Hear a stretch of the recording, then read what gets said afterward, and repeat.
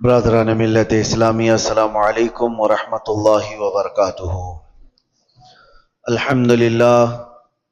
الحمدللہ وکفا وسلام علی حبیبہ المصطفى، اما بعد فاعوذ باللہ من الشیطان الرجیم، بسم اللہ الرحمن الرحیم۔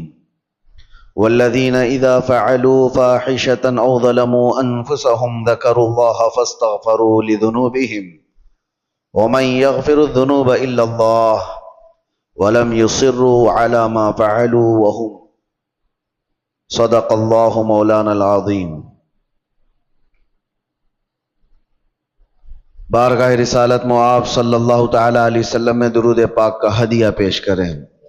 اللہم صلی علی سیدنا محمد معدن الجود والکرم وآلہ واصحابہ الکرام وابنہ الکریم وبارک وسلم صلاۃ دائمۃ سرمدا ابدا۔ اللہ عز و جل قرآن پاک میں فرماتا ہے، اور وہ جنہوں نے بے حیائی کا کوئی کام کر دیا، برائی کر دی، گناہ کیا یا اپنی جانوں پر ظلم کیا، والذین اذا فعلوا فاحشة او ظلموا انفسهم، پھر اس کے بعد اس سے توبہ کرنا چاہا، اس سے باز آنا چاہا، تو اس کی دو چیزیں اللہ تعالیٰ بیان فرماتا ہے۔ پہلی چیز یہ ہے کہ جس چیز کو چھوڑا ہے اس پر دوبارہ نہ جائے۔ دوسری چیز یہ ہے کہ اللہ کا ذکر کر کے اس سے توبہ اور استغفار کی جائے۔ تو اللہ تعالیٰ فرماتا ہے، پھر کون ہے جو بڑے گناہوں کو بخشتا ہے سوائے اللہ کے؟ اللہ معاف کرنے والا ہے، اللہ رحم کرنے والا ہے۔ انسان سے بے حیائیاں اور فواحشات ہو جاتی ہیں، خطاؤں کا مرکب ہے، لیکن بسا اوقات ایسا ہوتا ہے کہ یہ برائیاں اتنی بڑھ جاتی ہیں کہ انسان پھر انسان نہیں رہ جاتا، یہ جانوروں سے زیادہ ذلیل ہو جاتا ہے۔ اس کے اندر ایسی گھناؤنی حرکتیں آنے لگ جاتی ہیں کہ اس کو انسانیت کی تمیز بھی باقی نہیں رہ جاتی۔ وہ وقت آنے سے پہلے اپنے آپ کو، اپنے گھروں کو ہمیشہ سنبھال رکھو۔ انسان حیوان کا حصہ ہے، لیکن کبھی اس کے اوپر حیوانیت ایسی غالب آ جاتی ہے کہ اللہ کی پناہ، وہ جانوروں میں بھی وہ کام نہیں ہوتے جو انسان کر جاتا ہے۔ اور وہ کب ہوتا ہے؟ انسان اس مقام پر پہنچتا ہے جب وہ ایسی حرکتیں کر جاتا ہے جس سے جانور بھی شرمانے لگ جائیں۔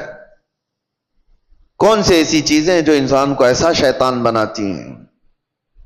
میں چند تمہیدی کلمات آپ کے سامنے پہلے رکھتا ہوں۔ انسان کو اللہ تبارک و تعالیٰ نے عقل بھی دیا ہے اور شہوت بھی دیا ہے۔ عقل یہ صرف انسان کے پاس اتنی بڑی دولت ہے کہ دوسرے تمام حیوانات میں یہ چیز نہیں ہے۔ عقل کا مطلب صرف دماغ ہی نہیں ہوتا، عقل کا مطلب صحیح اور غلط کو پہچاننے کی تمیز، اور شہوت جس سے انسان کو برائیوں کی خواہشات ہوتی ہیں۔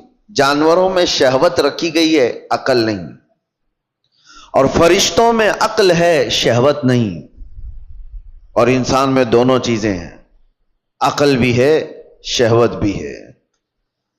اسی لیے فرمایا گیا کہ کوئی انسان اپنی شہوت ہوتے ہوئے بھی، شہوت اس کے پاس ہے پھر بھی بچ رہا ہے، تو وہ فرشتوں سے افضل انسان ہے۔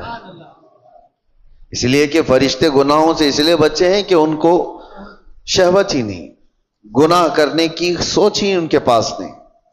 اور انسان اگر اپنے آپ کو بچاتا ہے تو فرشتوں سے افضل ہے۔ لیکن ساتھ میں یہ بھی بتایا گیا کہ عقل ہونے کے باوجود انسان برائیوں سے نہیں بچتا تو پھر وہ غلیظ جانوروں سے بھی زیادہ بدتر ہے۔ جانور اس لیے نہیں بچ پاتا کہ اسے صحیح اور غلط کی تمیز نہیں ہے۔ جانور بڑے تھوڑے سے ہو جائیں تو ان میں ماں باپ کا رشتہ نہیں ہوتا، بھائی بہن کا رشتہ نہیں ہوتا۔ بچے بڑے ہو جانے کے بعد وہ ماں سے، بہنوں سے ایسا کوئی رشتہ نہیں ہے جس کے ہاں حدود ہیں۔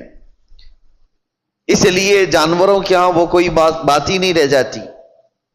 لیکن انسان کو اللہ تعالیٰ نے عقل دیا ہے تمیز دیا ہے اور حدود بیان کیا ہے. اگر وہ عقل کا استعمال نہ کرتے ہوئے ان بے حیائیوں میں اپنے آپ کو مبتلا کرتا ہے تو وہ جانور سے زیادہ ذلیل ہے. اب ہمیں خود کو معلوم کر لینا چاہیے کہ ہم کون سی کیٹیگری میں آتے ہیں. شہوت کے غلام ہیں یا پھر عقل کا استعمال کر کے گناہوں سے بچنے والے لوگ. مجھے بڑی تکلیف ہو رہی ہے. میں تو سفر میں تھا, آج اتفاقاً آپ کے ہاں حاضر آ گیا, لیکن کیا یہ ہاشمی مسجد کے جمعہ کا منظر ہے جو 1:30 بجے 2 صف بھی نہ ہوتی ہو؟ کیا یہ وہی مسجد ہے جہاں پر 12:30 بجے قدم رکھنے کی جگہ نہ ہوتی ہو؟ کیا ہو گیا ہے لوگوں کو؟ کس وجہ سے مسجدوں سے دوری؟ صرف یہ ایک مسجد میرے سامنے ہے, باقی کے حالات اور بھی گرے ہوئے ہیں. خصوصاً ہمارے شہر کے متعلق جب میرے پاس باتیں آئیں تو دل دکھتا ہے.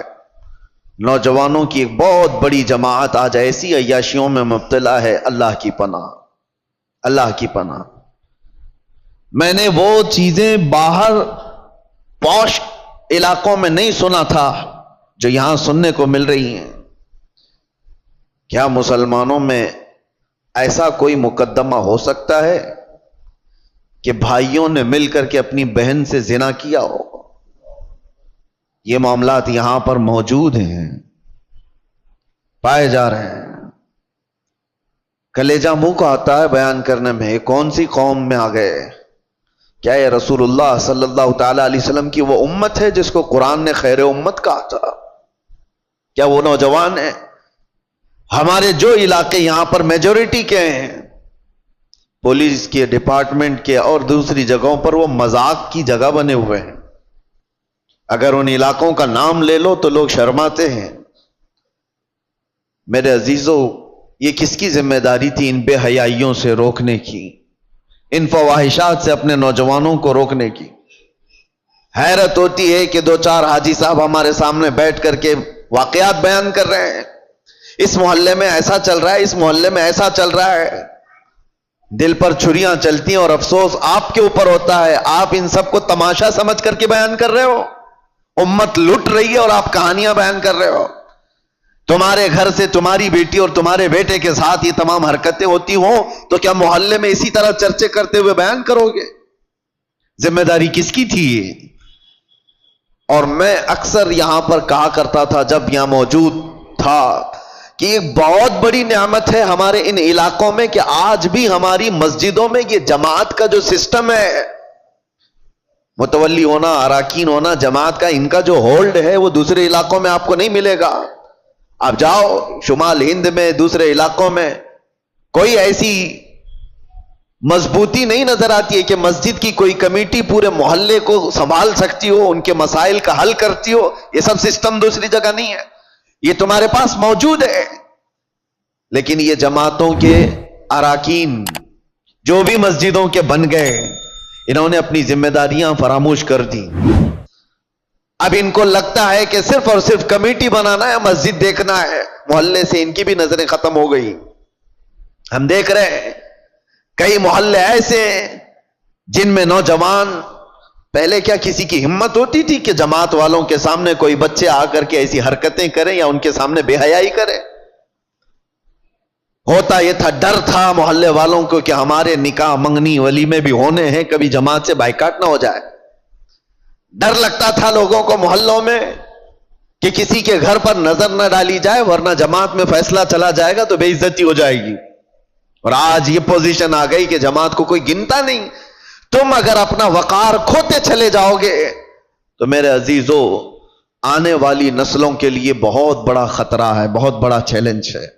میں دیکھ رہا ہوں ان چھوٹے بچوں کو ہمارے, اب میں ہر ایک کا نام لے کر کے ذکر کروں تو ظاہر سی بات ہے دنیا بھر میں باتیں وائرل ہوتی ہیں, لیکن سمجھنے والے سمجھ سکتے ہیں. اسکول کے 4 کلاس کے بچے کو, 4 کلاس کا بچہ مشکل سے میرے خیال سے 9 سال کی عمر کا ہوتا ہوگا, اس کے دادا میرے پاس لے کر کے آئے اور کہتے ہیں کہ یہ نشہ کرتا ہے. میں کہا کون سا نشہ کرتا ہے یہ؟ کون سا نشہ؟ نشہ تو لوگ بیڑی سگریٹ गुटखा को भी समझ जाते हैं, बोलते हैं। बहुत सारे लोगों को ऐसा लगता है, उसको भी नशा समझते हैं, और बड़े जो पुराने होते थे उससे भी बचते थे। तो उनके दादा ने, बच्चे का जो दादा है, पोते को जो लेकर के आया, कान पकड़ करके कहता है कि हजरत मुझे तो पता नहीं ये कौन सी चीज है, लेकिन सुना है कि ये चरस है, गांजा है, अफयून है, ये तमाम चीजें। हैरत हुई। 9 साल का बच्चा से पूछा, कहां से तुम्हारे पास ये सब चीजें आई? कहा स्कूल में तो मिल जाती हैं, बाहर से कोई भैया आते हैं और दे भी देते हैं। मेरे अजीजों, जिम्मेदारी का एहसास करो। ये वो बच्चे हैं जो उम्मत का मुस्तकबिल हैं। दर्द होता है इन नौजवानों को देख करके, मेरे मुस्तफा करीम सल्लल्लाहु ताला अलैहि वसल्लम की ये भोली उम्मत, जिसके लिए मेरे आका रात रात भर खड़े होकर के रोया करते थे, आज वो उम्मत का यह हाल है कि अपने नबी रहमत सल्लल्लाहु ताला अलैहि वसल्लम की तालीमात को पीठ पीछे डाल चुकी। हालात ऐसे कि नौजवान आज यही सोच करके बैठ गए, जैसी इनकी उम्र 16 साल के ऊपर होने लगी, सबसे पहला इनका काम है कि कोई लड़की को फांस लिया जाए, उससे मुआशका करें, इश्क की दास्तानें लिखी जाएंगी। यही सारी जिंदगी के मकासद हैं तुम्हारे। 16 साल तो मैं बहुत दूर की बात कर रहा हूं, अब तो स्कूल के छोटे से बच्चे ये तमाम फंडे हल करके बता देते हैं। फेसबुक, इंस्टा, ये तमाम चीजें छोटे छोटे बच्चों के हाथों में मौजूद है, और वो पुराने जमाने के बूढ़ों से ज्यादा जानते हैं। बेहयाइयों का दौर आ गया। अब मुझे वो हदीस याद आती है, अभी जस्ट मस्जिद में आते हुए कब्रिस्तान के पास से गुजर रहा था, दिमाग में ये सारी बातें घूम रही थी, जब किसी ने आकर के मुझसे ये कहा कि यहां वो मामला भी है कि भाइयों ने बहन के साथ जिना किया है। कब्रिस्तान देखते हुए मुझे मेरे मुस्तफा की वो बात याद आई। अल्लाह के नबी सल्लल्लाहु ताला अलैहि वसल्लम ने इरशाद फरमाया था, एक दौर तुम पर ऐसा आएगा कि तुम कब्रिस्तान के पास से गुजरोगे तो तुम्हें यह ख्याल आएगा, काश मैं उसमें होता तो ज्यादा अच्छा होता।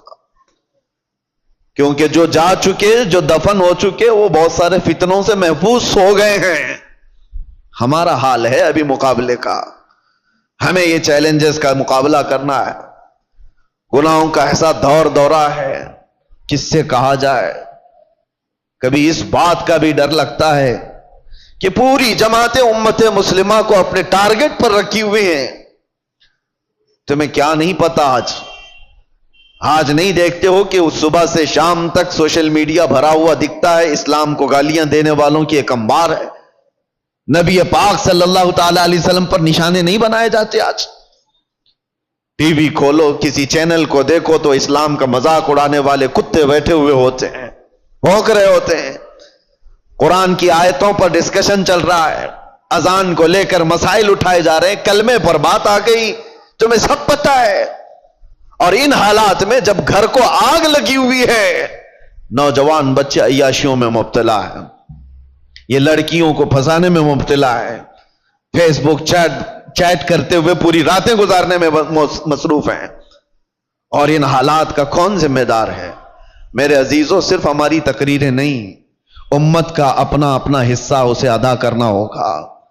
जो जिस चीज का जिम्मेदार है वो जिम्मेदारी नहीं अदा करेगा तो कयामत के दिन सवाल होगा, कुल्लुकुम राइन व कुल्लुकुम मसऊलुन अन रिअयतिही। मेरे आका ने फरमाया, तुम में से हर एक निगहबान है अपने नीचे वालों का। कयामत के दिन तुमसे सवाल होगा, तुम्हारे नीचे वाले बिगड़े क्यों थे? तुमसे जो मातेहत थे वो बिगड़े क्यों थे? बाप से उसके औलाद के बारे में पूछा जाएगा, उस्ताद से उसके शागिर्दों के बारे में पूछा जाएगा, मोहल्ले के बड़े जिम्मेदार से उसके मोहल्ले वालों के बारे में पूछा जाएगा, तुम्हारे ये आसपास रहने वाले बिगड़े क्यों थे? यहां जिम्मेदारी का एहसास करो।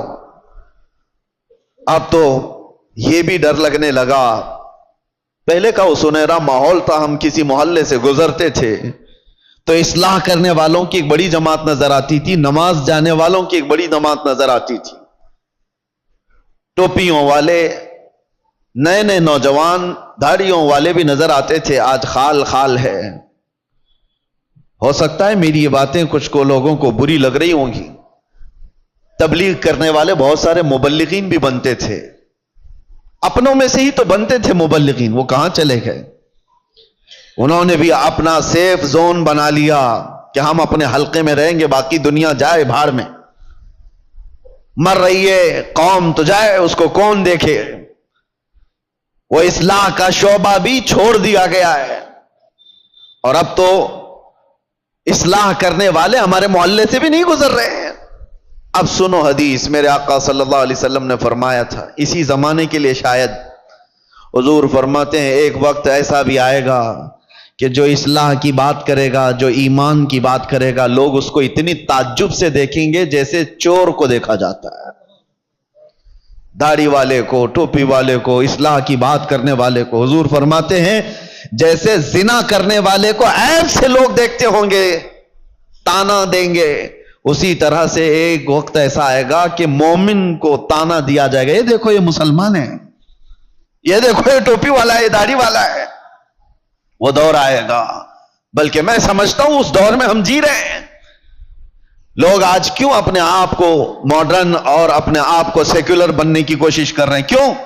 اس لیے کہ وہ ان تانوں سے گھبرا رہے ہیں، ڈر رہے ہیں۔ میں محلے میں کھڑے ہو کر کے اگر کسی کی اصلاح کی بات کروں گا تو لوگ میرا پچھلا نکال دیں گے، مجھے بھی بولیں گے جمعہ 8 دن ہو گئے ابھی حج کو چلا تو۔ یہ سارے تانے تو سننے پڑیں گے میرے عزیزوں۔ کیا وہ صحابہ کرام رضوان اللہ تعالی علیہ مجمعین نے اتنے بڑے مشن کو نہیں اٹھایا تھا جن کے پرانے حالات یہ تھے؟ حضرت انس رضی اللہ تعالیٰ عنہ فرماتے ہیں مجھے جب یہ حدیث پڑھتا ہوں تو رونگٹے کھڑے ہو جاتے ہیں۔ عشق اور محبت کہتے کسے ہیں؟ حضرت انس کہتے ہیں شراب ابھی حرام نہیں ہوئی تھی، مدینے میں لوگ شراب پیتے تھے، سب دھیرے دھیرے شراب حرام کی گئی ہے۔ ایک وقت ایسا آیا تھا کہ شام کا وقت تھا، قہبہ خانے جہاں پر شراب بکتی تھی لوگ آ کر کے بیٹھ کر کے پیتے تھے جیسے ہوٹل ہوتے ہیں۔ حضرت انس کہتے ہیں میں شراب لوگوں کو پیالوں میں بھر کر دیا کرتا تھا۔ اچانک مدینے کی گلیوں میں آواز آئی، کوئی ڈنڈورچی اعلان کر رہا تھا یا ایھا المسلمون قال رسول اللہ صلی اللہ علیہ وسلم حرمت الخمر، اے مسلمانوں اللہ کے نبی نے فرمایا شراب حرام ہو گئی۔ اعلان کانوں میں سنا، حضرت انس کہتے ہیں میرے ہاتھ سے پیالی گر گئی۔ 50 سال 60 سال پرانی شراب وہ لوگ جمع کر کے رکھتے تھے، ایسے نہیں نئی شراب، 50 سال پرانی مٹکوں میں جمع کی ہوئی شراب ہوتی تھی ان کی پینے والی، اس پہ فخر کرتے تھے۔ حضرت انس کہتے ہیں میں نے تو پیالی چھوٹ گئی، لوگ جو بیٹھے ہوئے تھے کوئی اپنے منہ سے لبوں تک لگایا ہوا تھا وہیں سے اس نے پٹک دیا، آواز آئی وہیں سے پھینک دیا کہ اللہ کے نبی نے فرمایا حرام ہو گئی، پٹک دیا۔ میں سوچتا ہوں کبھی پڑھتا ہوں تو رونگٹے کھڑے ہوتے ہیں، کیا صحابہ میں یہ فرما برداری کا جذبہ تھا؟ ان کے کانوں میں صرف بات پڑی، وہ بھی ڈائریکٹ رسول اللہ کی نہیں، کوئی اعلان کرنے والا بیان کر رہا ہے۔ وہ یہ سوچ تو سکتے تھے کہ ابھی قانون آیا ہے، امپلیمنٹ ہونے میں ٹائم لگ سکتا ہے، آج کا تو پی لیں، کل جا کر کے حضور سے بات کر لیں گے کہ صحیح میں حرام ہوئی ہے نہیں، کنفرمیشن کے بعد چھوڑ دیں گے۔ نہیں، صرف کسی ایک مسلمان کی آواز آئی کہ اللہ کے نبی نے فرمایا، وہ صحابہ نے توڑ دیا مٹکے، 50 سال پرانے۔ حضرت انس کہتے رات ہوتے ہوتے مدینے کی ساری نالیاں شراب سے بہ رہی تھی، جن کے ہاں جو جمع رکھا تھا سب اٹھا کر کے پھینک دیا۔ یہ امت تھی میرے مصطفیٰ کی، یہ وہ صحابہ کی فرمانبرداری تھی۔ اس کو کہتے ہیں عشق، اس کو کہتے ہیں محبت۔ کانوں میں بات پڑ جائے اپنے آقا کی تو چھوڑ دے بندہ اس چیز کو۔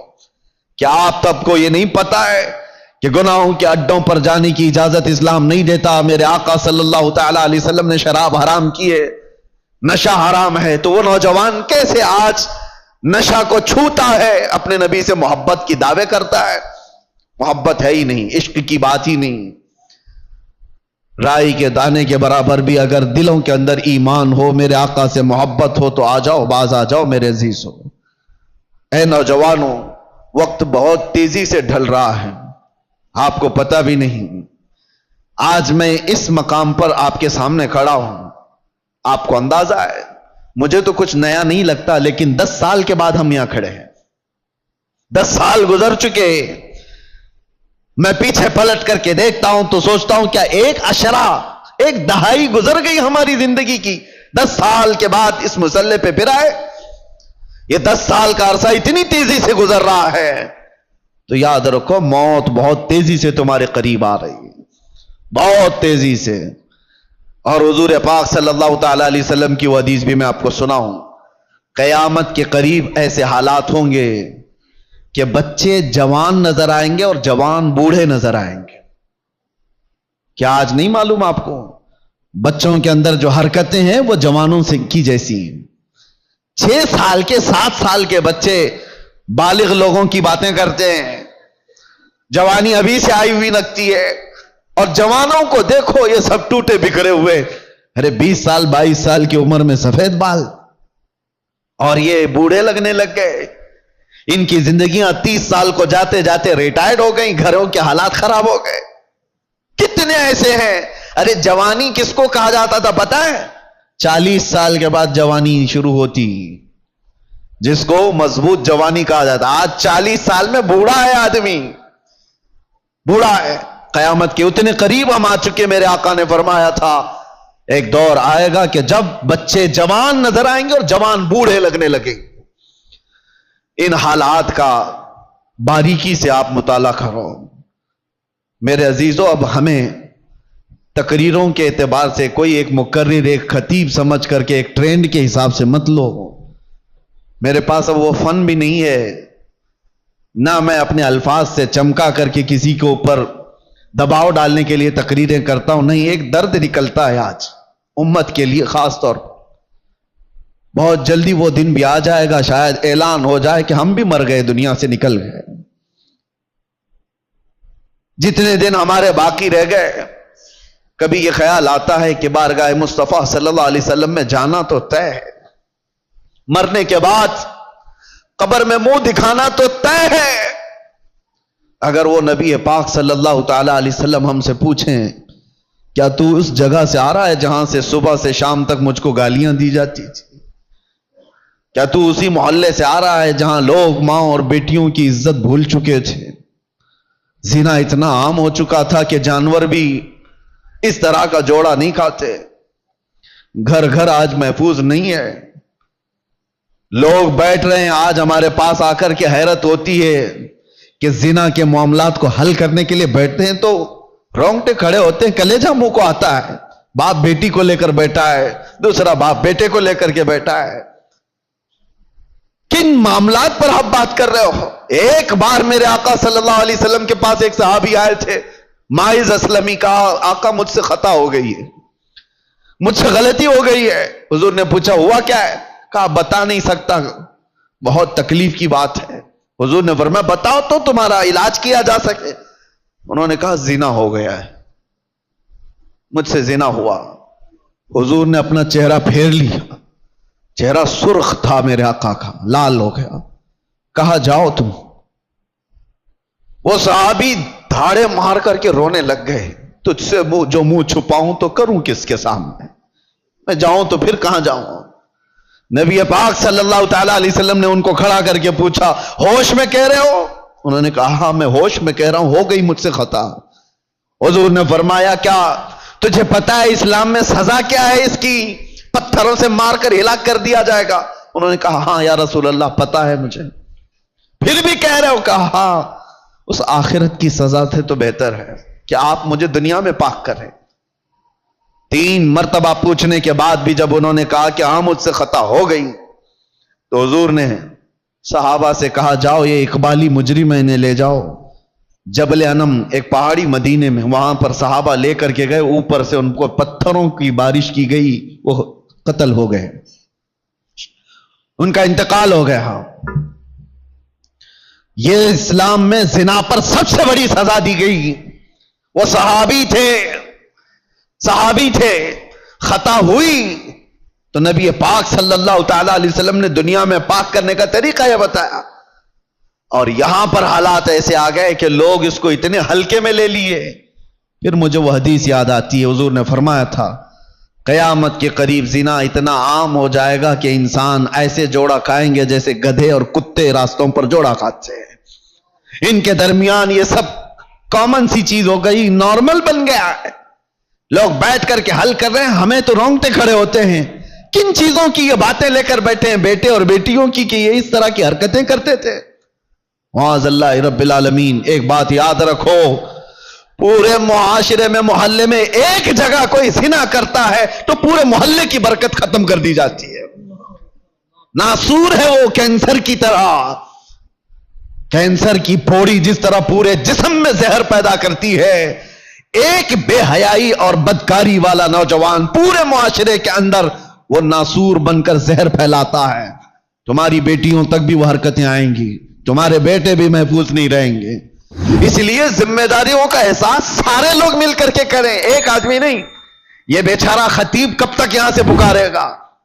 ایک کوئی مبلغ کب تک اصلاح کرے گا؟ ہر ایک کی ذمہ داری ہے.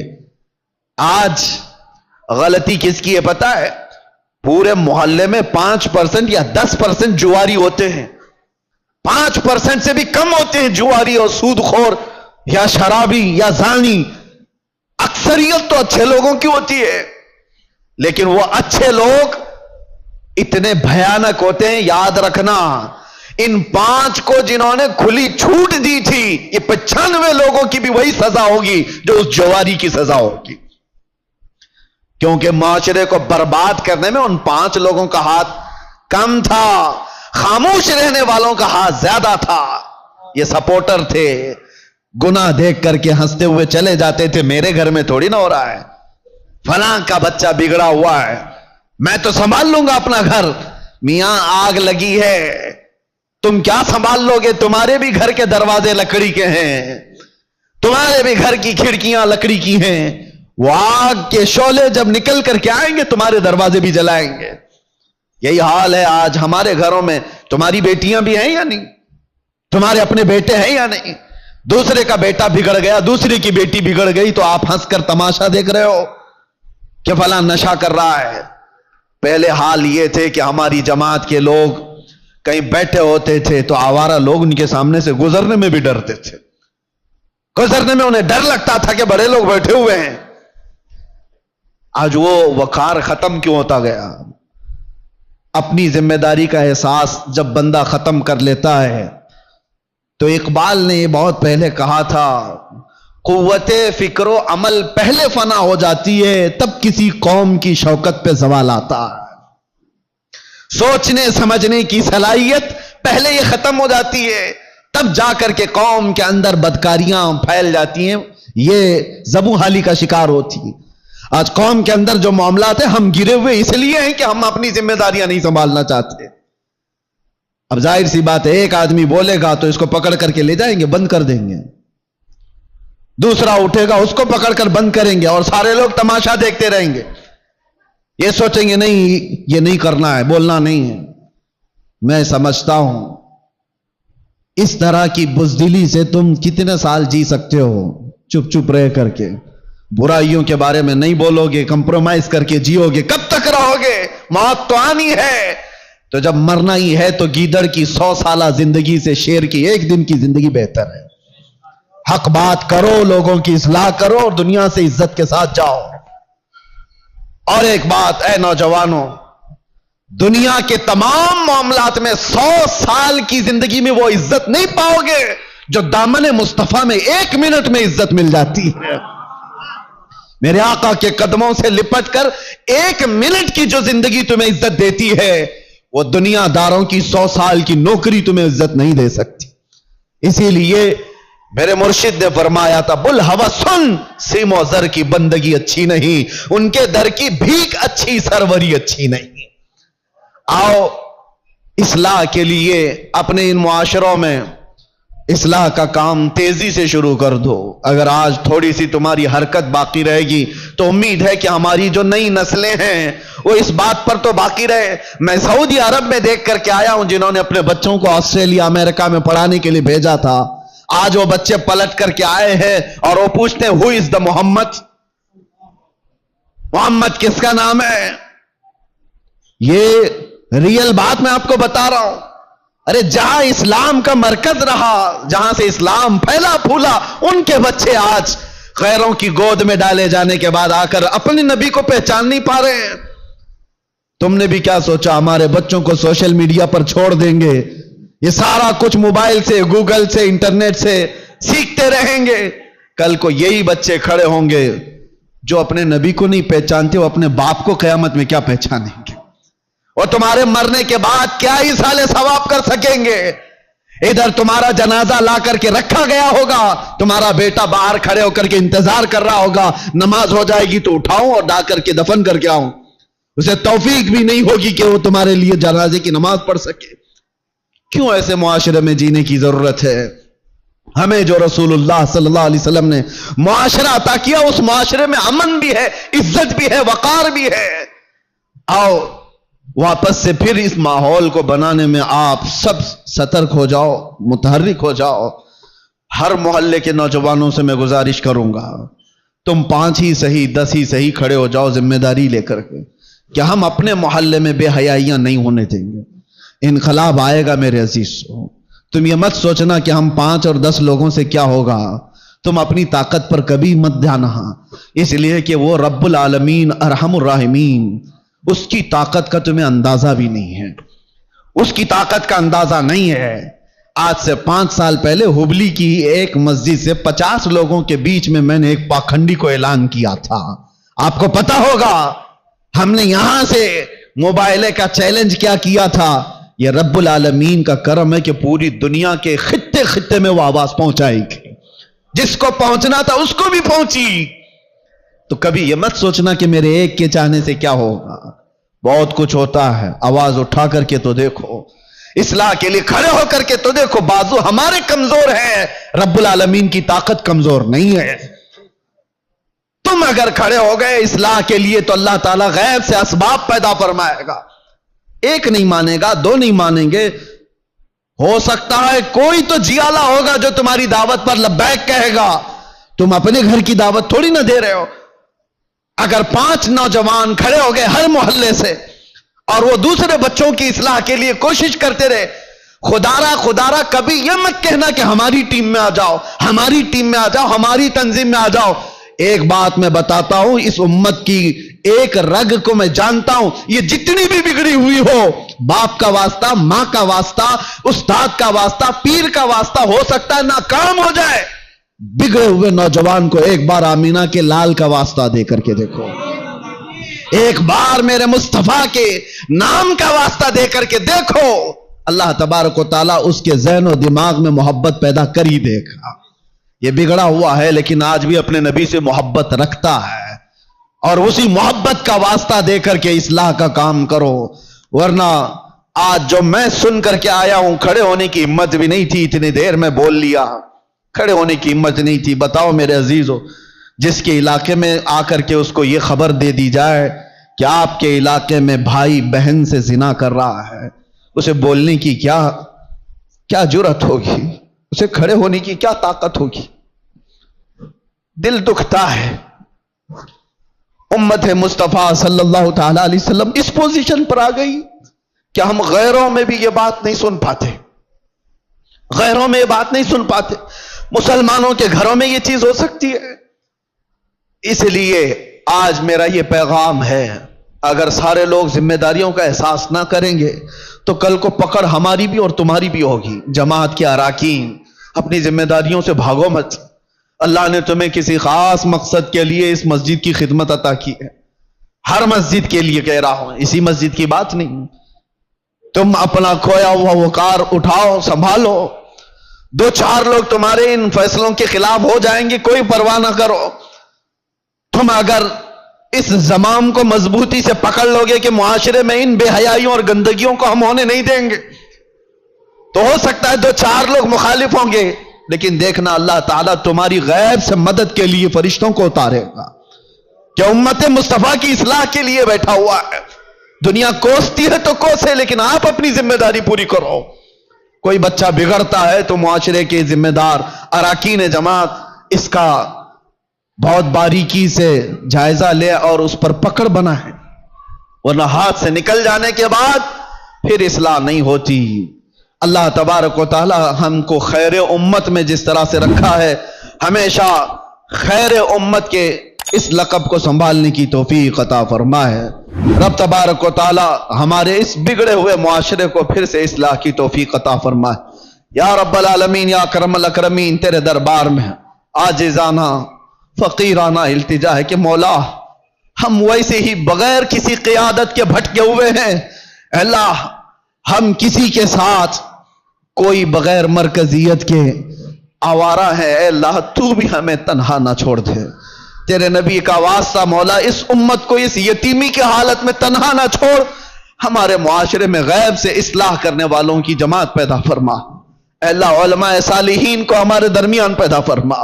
हमारी कौम को और हमारे बच्चों को तेरे हबीब पाक का सच्चा शहदाई बना दे। अल्लाह ए करीम खुदा, जिन बेहयाइयों और बुराइयों से हमारा कलेजा मुंह को आता है, उन बेहयाइयों और बुराइयों से हमारे घरों के दरवाजों की हिफाजत फरमा। ये बेहयाई हमारे घर के दरवाजों पर दस्तक न दे। हमारी औलाद, हमारी बहनें, हमारी माएं, सबकी इज्जतों की हिफाजत फरमा। मौला आखिरी दम तक तेरे नबी पाक के गुलामों में हमारा शुमार फरमा, और मरे तो तेरे नबी की मोहब्बत में दुनिया से जाएं। खातिमा बिल खैर अता फरमा। व सल्लल्लाहु तआला अला खैरि खल्क़ि मुहम्मद व आलिहि व सहबी अजमाइन व आखिरु दावाना अनिल हम्दुलिल्लाहि रब्बिल आलमीन। अस्सलामु अलैकुम।